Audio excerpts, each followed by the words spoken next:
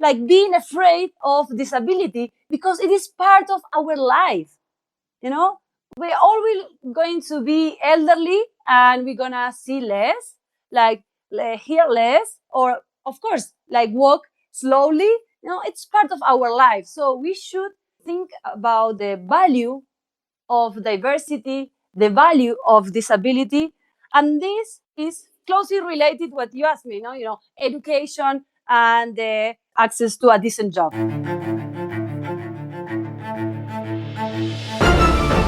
Stick Your Neck Out, the weekly podcast of the Giraffe Heroes Foundation.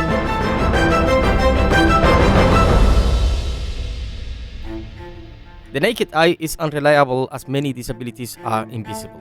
Nonetheless, people with disabilities are represented in all age groups, genders, ethnicities, and socio-economic groups. Welcome to the podcast to restore your faith in humanity. Welcome to Stick Your Neck Out. In Latin America, the majority of people with disability are among the poorest of the poor, and their progress toward economic and social development is very slow and uncertain. My guest today, Lorena Julio, is co-founder and director of the Fundación Comparlante, a non-profit organization that promotes the development and inclusion of persons with disabilities in Latin America. Welcome, Lorena. Thank you very much. Hi, everyone. I'm super happy to be here and sharing our experience from Comparlante from Argentina. Thanks a lot. Thank you. In Latin America, there are at least 50 million people with disability. That's the equivalent of around 10% of the region's population. What's the biggest problem that people with disability face in our region? I can say the biggest problem is invisibility, because it seems that this 15% of the population does not exist, for the politicians, for the citizens. I always try to explain this through the example of there is a theory regarding invisibility. I will try to make it simple. The main idea is due to the lack of accessibility in the environment, let's say ramps or the proper roads or accessible transportation, most of the people with disability stay at home. And the society cannot see them because they are at home. And because they cannot see them, they don't become a social problem. That's why, because this invisibility, they never get to the political agenda. So it's a huge problem because we have not proper public policies regarding disability. So let me tell you some statistics offered by the World Bank. In Latin America, only the 20% of the children with disabilities access to education. The 20%. So imagine the negative impact that it has on the adult life. Around the 90% of the adults with disabilities are out of the workforce. They cannot access to a decent job. So what this means? This means more dependency on their families and also dependency on the government. So it is a huge problem, the invisibility that people with disabilities suffer here in Latin America. Invisibility, I mean exclusion, marginalization. That's why it is important to have these kind of spaces to talk about their needs and also, most important, the right of people with disabilities. What are the particular contours of the struggles surrounding disability? Well, let's say there are 85 million people with disabilities in Latin America. And the biggest problem, in my understanding, is the barriers that they face every day. Barriers can be attitudinal, when people have no empathy regarding disability.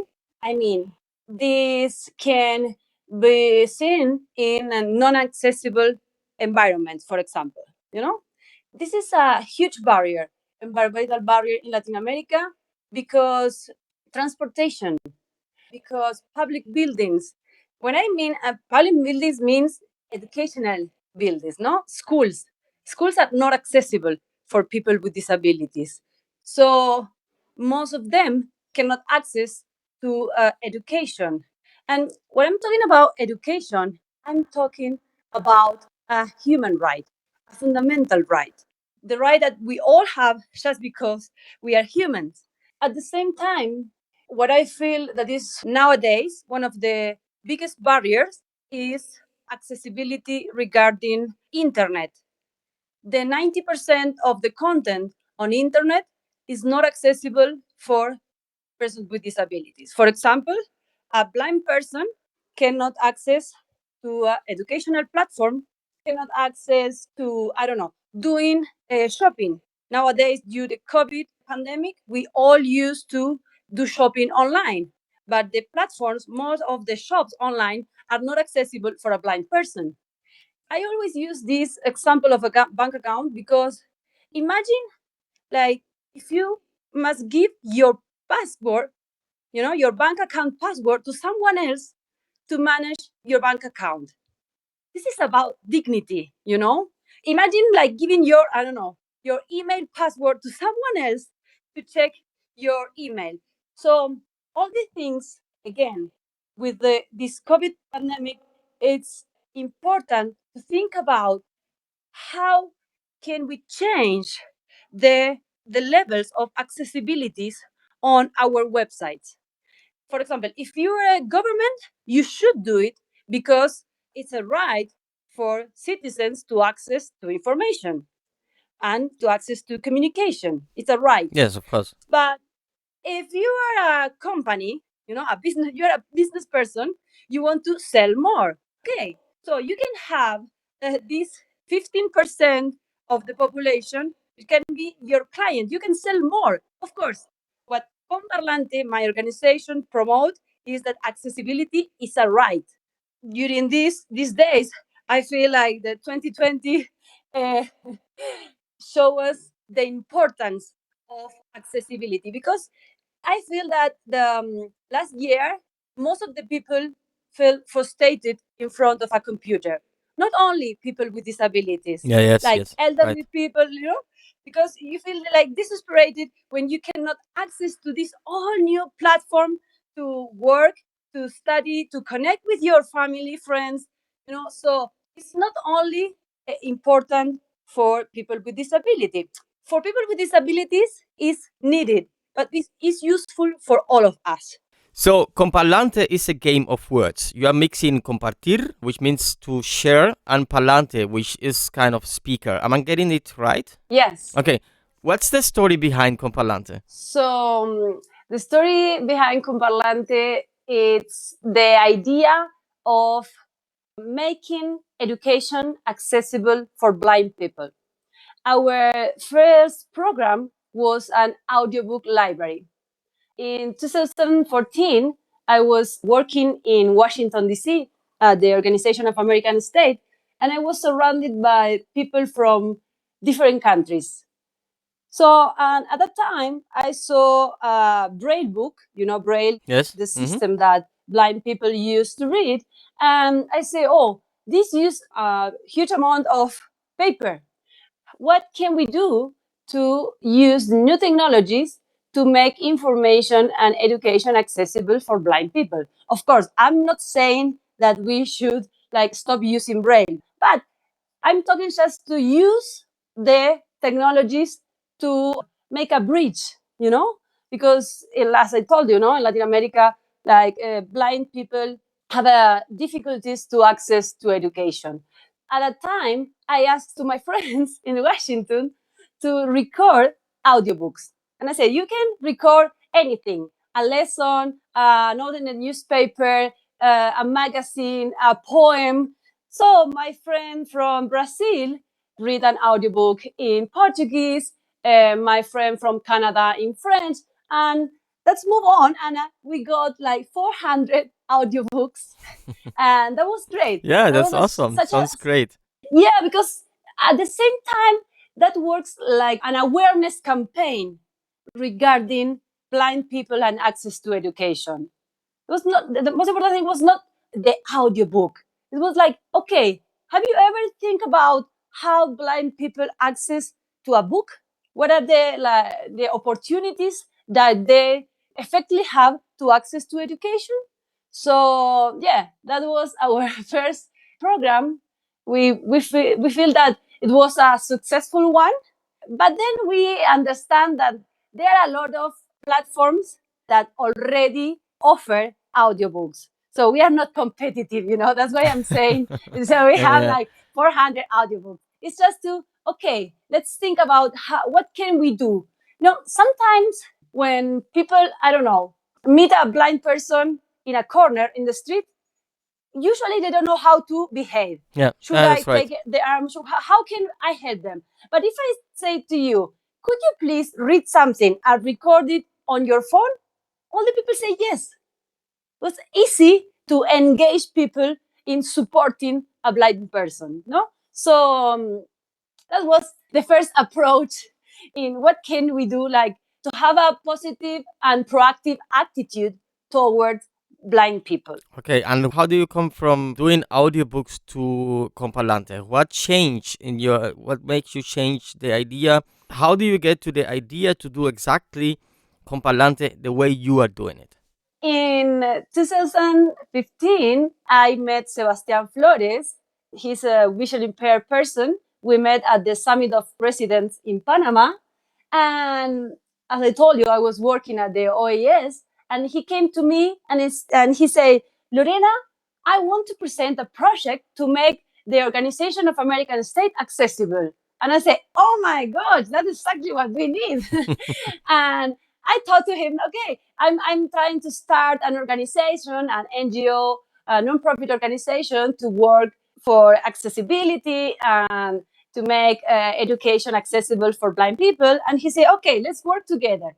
So when Sebastian arrived to the organization, wow, it was an important moment in our organization because I don't have any disability.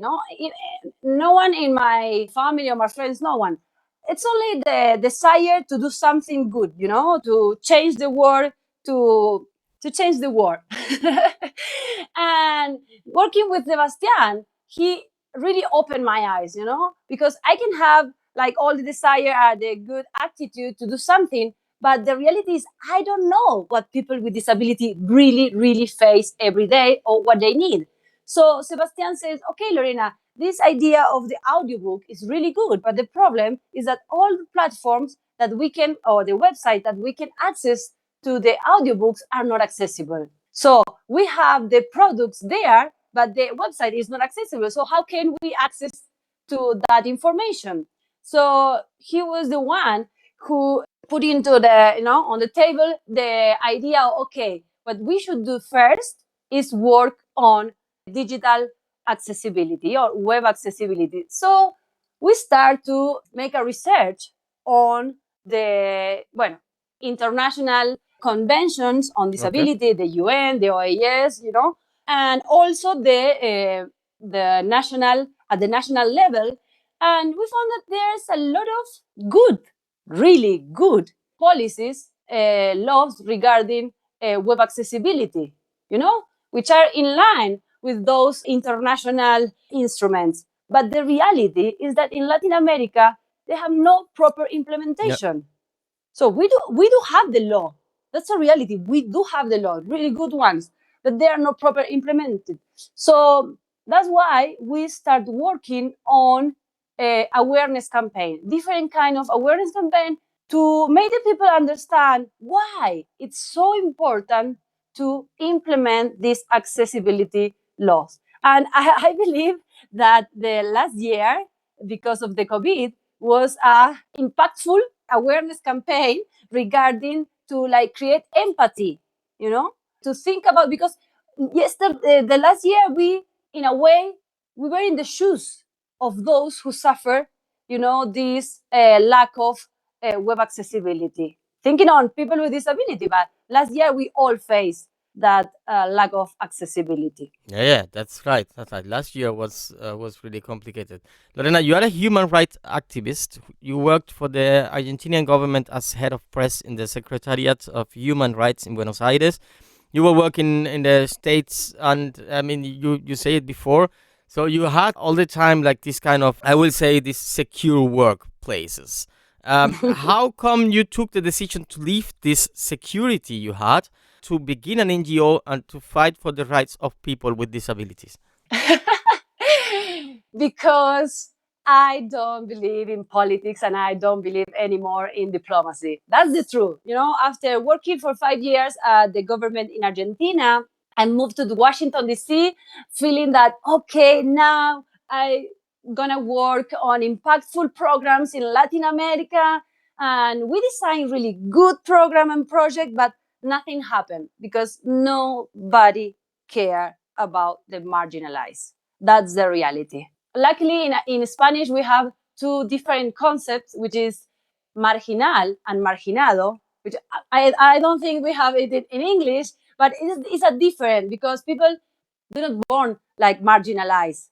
Someone put in that place, Yeah, Someone which means all of us. If we look to the other side, we are doing something. That's what I'm trying to say. So yeah, after working at the international arena, I saw that okay, we signed a lot of agreements, take a lot of pictures, say we are going to do something, and they don't do nothing. And being there, I saw that there are resources to do that, but the problem is there is no intention. And, it's an attitude. They don't care. And that's why I decided to quit my job and start my own organization. Okay. How did you become a human rights activist in the first place? Have you always been an activist, kind of? Yeah. I always work for the excluded people from the university.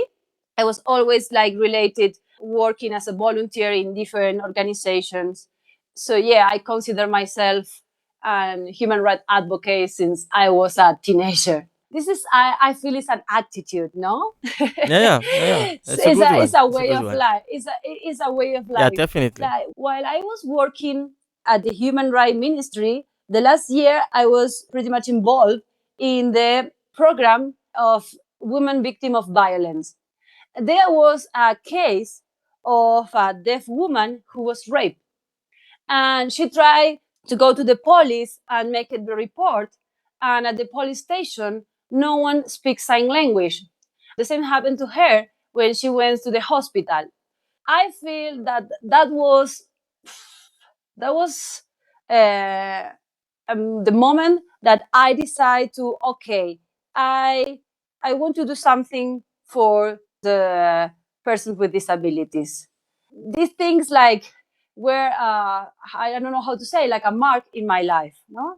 Okay, I get the point. Let's discuss the link between disability and the so-called working class. I'd like to talk about the way the disabled are left out of working class struggles because they are so deeply excluded from employment itself that, they can't go further. What's your thesis on this issue? Well, what we try to promote is think about the value of disability and not the cost of disability. What I feel is all the people, like the let's say regular citizens, see the disability, the things that people with disability cannot do, and instead of looking at the possibilities, you know. So that's the first barrier, See, if you are a teacher and you only focus in what the kid with disability cannot do, that's a problem. You are building the first barrier. That's why it's so important to change our mindset regarding disability. Only the 6% of the population born with a disability. Most of the people earned it after illness or an accident. So disability is part of our life. And I always enjoy enjoy while doing conference. I always ask, please raise your hand those who identify yourself as a person with disability. Like a little percentage of the audience raise the hand, but the reality is half of the auditorium always use glasses, spectacles, So, and I laugh and I say, okay, if you take off your spectacles, can you read? Can you drive your car?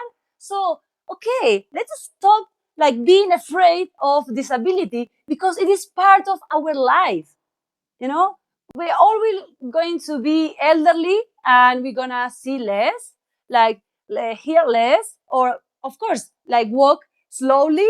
It's part of our life. So we should think about the value of diversity, the value of disability, instead of the cost.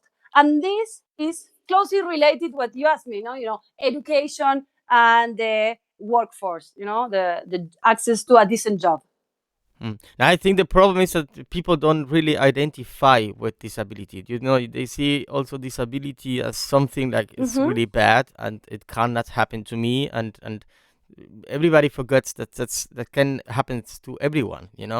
Latin America is a very complex region composed of more than 20 countries, more than 20 different realities, different governments, economics, and more than 20 diverse cultures and many other factors.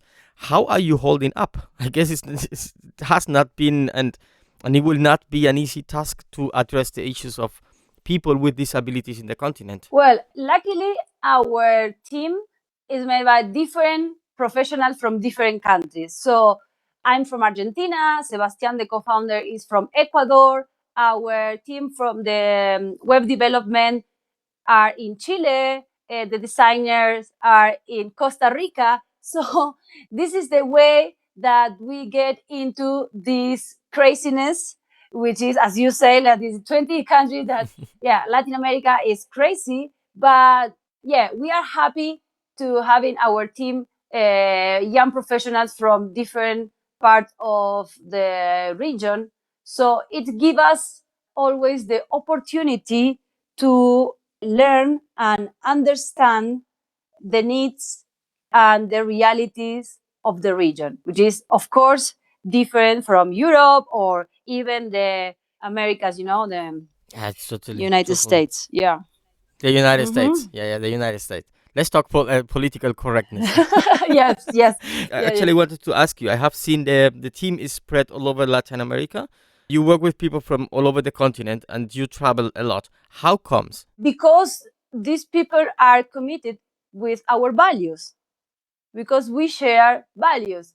We asked the people from Chile, okay, can you develop an accessible website? And they say yes. And we also want to keep working with you. We want to be part of your team. The same happened with our friend in Costa Rica. She started working with us because she's an expert on universal design.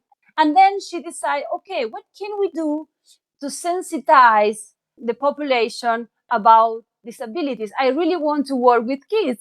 And she led a program in our organization, which is called My World, My Way. It's a contest for kids. We design some characters, and kids from 6 years old to 13 must write a short story. And this was a really impactful program. The first edition was in 2017, and people from 5 countries, children from 5 countries of Latin America, participate. I say it was successful because we work with the community, with the schools, the parents, the whole community was involved in this project. And last year, due to the lockdown, we say, okay, what can we do to keep working? Because last year we couldn't do presentations on conference at school. What can we do to reconnect with them? So we did the second edition of the contest, and kids from 15 countries participate. So let me tell you that this online kind of life was a huge opportunity for us to spread the message of inclusion and equality in Latin America through My World, My Way, through this program, which our beautiful Beatriz from Costa Rica lead. That's awesome. That sounds really great. I mean, Comparlante have demonstrated very well that accessibility, even though needed for some, is useful for all. Having in mind that sooner or later most people face certain discapacities, how is the response of the decision-making authorities to see the importance of that? Do you think there's progress in taking priorities regarding accessibility, be it in public spaces and online services? No, not at all. A week ago, I participated in a prep talks, which are some kind of online summit It's a preparation for the next summit of presidents, which is going to be happen in the United States. And they gave us like 4 documents, like the preparation documents, and disability, the word disability was not included in any of the documents. And every year we participate in the General Assembly of the OAS, and every year we like propose statements and we write and present the declaration of the people with disability of Latin America. And these people read the paper, say yes, yes, yes, and as I told you, nothing happened. So you're not really getting support from any government at all. No, it's quite hard because we sit, we talk, they act like they understand, but after the meeting, nothing happened. And we have a lot of agreements signed and a lot of pictures saying, okay, we are gonna do this product, we are gonna develop these projects. No, the only successful program that I can talk about is last year on December, we present a online accessible website, which is called Igual que tú, it's like you, and is a website that we made with the United Nations to promote the sexual right of women and youth with disabilities. That made us really proud because it's, usually sexuality is a taboo. Imagine talking about the sexuality of persons with disabilities. So we feel really proud that we at least made this website an accessible one. I invite you all to visit it. We have like videos with title and sign language, so it is accessible for the deaf community. We have, of course, all the documents are accessible. The website is accessible. And the most important thing is we start talking about the sexuality of persons with disabilities in Latin America. Yeah, that's awesome. I'm glad you made it. Can we talk a bit about what I call the ESD triangle, meaning education, stereotypes, and disability? Stereotypes on education. In my experience, the problem is that the teachers and the educational system is not ready to include people with disabilities.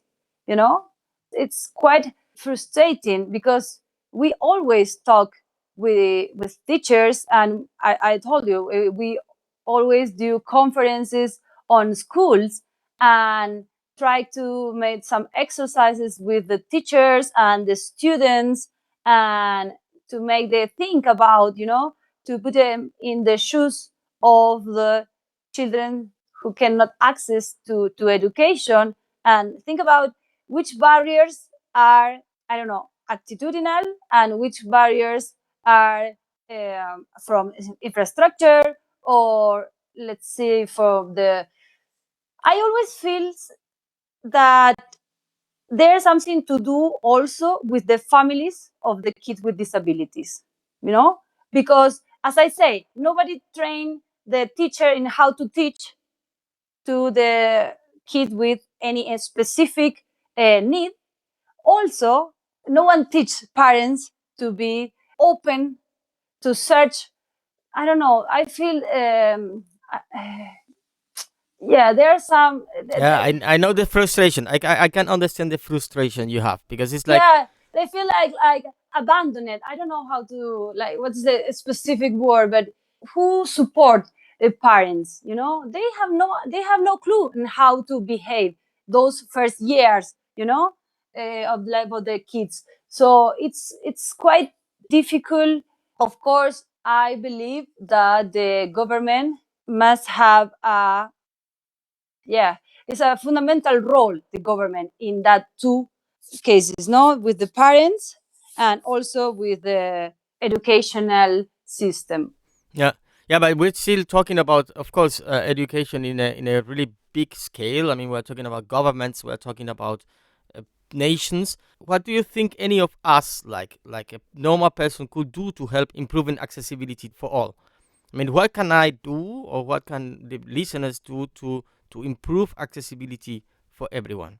Well, first is being aware of the reality, being aware of who lives in your neighbor and who you can support. I'm not saying, oh, you will present a public policy program, and you will do a diagnostic on the educational system. No, no, no. We can all have a positive attitude towards disability. We can do like small things to change the life the person with disability who are surrounding us. I always use some examples which are, I don't know, easy to understand.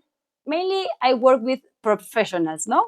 Or professionals in the communications, professionals in the educational system. And the example that I use is, I don't know, if you're a teacher, stop asking your students to like present the works on Time New Romans 12. Nobody can access to that size of the font. Please stop using the size 12. So if you change it to 13 or 14, like a lot of people can access to that information. Yeah, you know that the 10% of the male population, so that's a lot of men, 10% of the male population are colorblind, and we keep using red for everything. I don't know, if you are fulfilling a document on internet, the highlight in red, which is wrong. So if the 10% of the male population cannot see the red, let's stop using red. Or the GPS, when we use the GPS in our phones, no, they show you the road in red or blue. Like, stop using red because they cannot see. So what I mean with small things that we can do: change the size font, stop using red. But most of the people have no idea, have no clue. I mean, people do not discriminate because they want. People discriminate because they don't have information. It's the ignorance, it's the lack of information regarding disabilities what make people discriminate. So sharing information, trying to be more open to diversity, that's a really good first step. Mm. Yeah, but there is also poverty. I mean, poverty and disability create a vicious circle that is difficult to break because of social barriers. Do you have any other association between disability and poverty beyond this affirmation? Well, in Comparlante, we have a program which is called Startup Ability, where we offer tools to make persons with disability an entrepreneur, because we really believe in entrepreneurship as a tool to create independence. Also, it's regarding to dignity.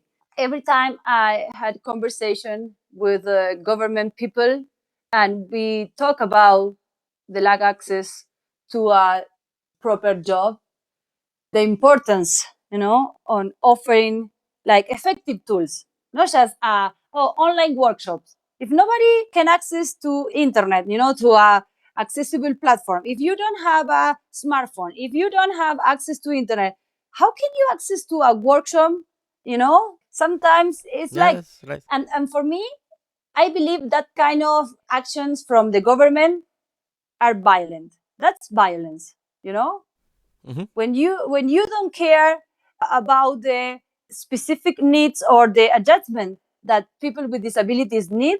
Yeah, you are lying to the people, and and Yeah, yeah, and it and you are hurts. being violent. Yeah, absolutely, absolutely. So yeah, we really believe in entrepreneurship, yeah, as a tool that can change the situation of poverty. But let me tell you, we work one by one. We cannot like develop a program which is useful for all the people, because again, there's a lot of diversity within disabilities. So we need to work one by one, thinking about what can you do, what do you like to do, what is the need in your region, in your neighborhood, in your city. Because just because there is no, I don't know, a candy shop in my corner, I will start a candy shop. No, that's not the way that it works. So we work with persons with disabilities or parents of person with disability. So to give them some notions of how to start a startup. Let's break some bad health myth about living with disability. Now I cannot say one myth. What I believe is there are a lot of stereotypes regarding people with disabilities. And these stereotypes are general. Let me tell you a story. When I was in India in 2017, I was taking a course in Kantari in Trivandrum. There were two girls around 20, 25 years old. And one girl asked to another girl, the second one, she is blind. The first one asked, do you have menstruation? And I was, come on. So what's the No way. relation? Yes. So what's how can you believe that there is any relation between menstruation and blindness? I thought, okay, and what if this girl saw a blind pregnant woman? No, so Yeah. imagine. So how can we talk about sexuality if this girl, the non-disabled one, think that there's any relation between menstruation and blindness? So again, there's a lot of ignorance regarding disability, and this ignorance promotes stereotypes, negative stereotype, of course. So I cannot mention one, but I feel it's in general regarding the main idea of disability. It has a really negative impact in our societies. I don't know, since Cuba had its revolution, and we had we have our problems, of course, but we have a lot. They did a lot of great work to try to help people with disability, to create more awareness in the country about people with disabilities. That's a normal thing.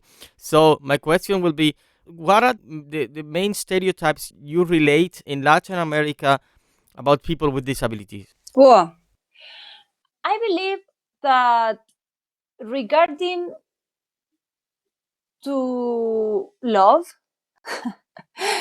yeah, that impressed me a lot, because this seems like, okay, because this person is deaf, she cannot have a family, or she cannot, be in love with someone else. There's always, of course, there are a lot of stereotypes and myths regarding daily things that they cannot do. But what surprised me more is regarding to sexuality. Yeah. So, and I always ask me, why not? Last year, no, in 2019, we developed a photo exhibition called We Feel. And We Feel was a photo exhibition where we portrayed people with disabilities doing activities like daily activities. And for example, the main photo of that exhibition is a portrait of Lelio. He is a blind man and he's a radio teacher. So he have a radio show and he's also a teacher at the journalist university. So he teach radio. And when people saw Lelio's photo, how can a blind person do a radio show? And I say, why not? See, he is blind. He's not deaf, so there's no problem with that. So, and also there's a picture of him playing football, So how can a blind person, in Argentina, football is like a passion. And we say, okay, it's as easy as having a ball with sound, So it's really easy to make an integration for playing football just using an object which has some kind of sound. But yes, there were really amazing, surprising faces while visiting this exhibition. Yeah, when we show this person with disability working, doing sports, cooking. Yeah, there's a wheelchair user in a manifestation. There were some pictures of a girl with one arm less, and she's a teacher dancer. She teaches urban rhythms, and she's beautiful. And when you saw Guadalupe dancing, you feel like, oh, she's perfect, and what she's doing is art. And you never, believe me, you never see on her that there's a arm which is left. No, you never see that. You see an artist doing art. So that was beautiful, really beautiful to put these photos in front of people who are afraid of disabilities. No, as you say, I believe that people fear about disability because they feel that it's like close to die. How many times did you listen people saying, oh, if I get blind, I'll die? No, you're not gonna die. Believe me, there's a lot of blind people living around you. Yeah. You're going to discover a new world. I mean, you're really going to see. I don't like when people say if something like that happens to me, I'm gonna die or whatsoever. I think it's too dramatic. And also, I don't like when they say, oh, they are so special, they are angels. No, like, stop talking about people with disability like they are all angels. No, some always happen with people with Down syndrome. Oh, yeah, they talk about like people with Down syndrome like babies.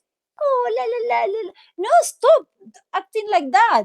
They are adults. They are persons like you. Stop talking to them like children all their life. Like, imagine like the idea of a person with Down syndrome having sex. Horror. But that's the reality that happened. They also have desires, the same desire as us. And they also have the right to have like sexuality in plenitude. That's right. Lorena, any final thoughts on representation of people with disabilities? Oh, I cannot talk in representation of anybody.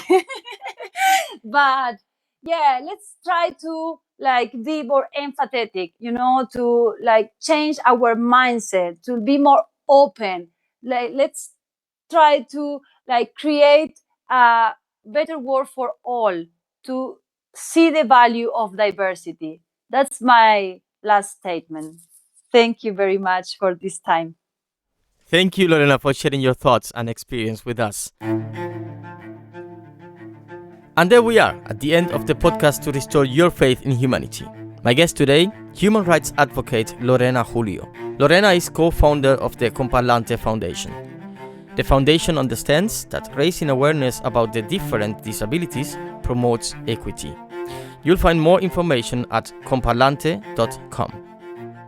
Every Tuesday, you'll find the stories of the Cantari alumni and the Giraffe heroes, the stories of people sticking their necks out, on Spotify, iTunes, our homepage, and every other place where you get your podcast. And if you subscribe, of course, you don't have to look out for us, we'll be coming to you. If there is a friend, a family member, an organization, or someone you know who is doing a great work in the community, someone sticking the neck out, just nominate them as a Giraffe hero or tell us about them. Come and visit us at giraffe-heroes.eu. Next week, I'm talking with Olotusin Ruth from Nigeria. Our talk is going to be about domestic violence. Tosin empowers women and girls who are victims of domestic violence and come from poor communities by teaching them in the art of changing trash into treasure.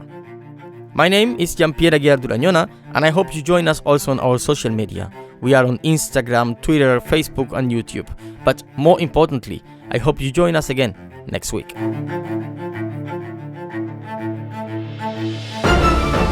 Stick Your Neck Out, the weekly podcast of the Giraffe Heroes Foundation.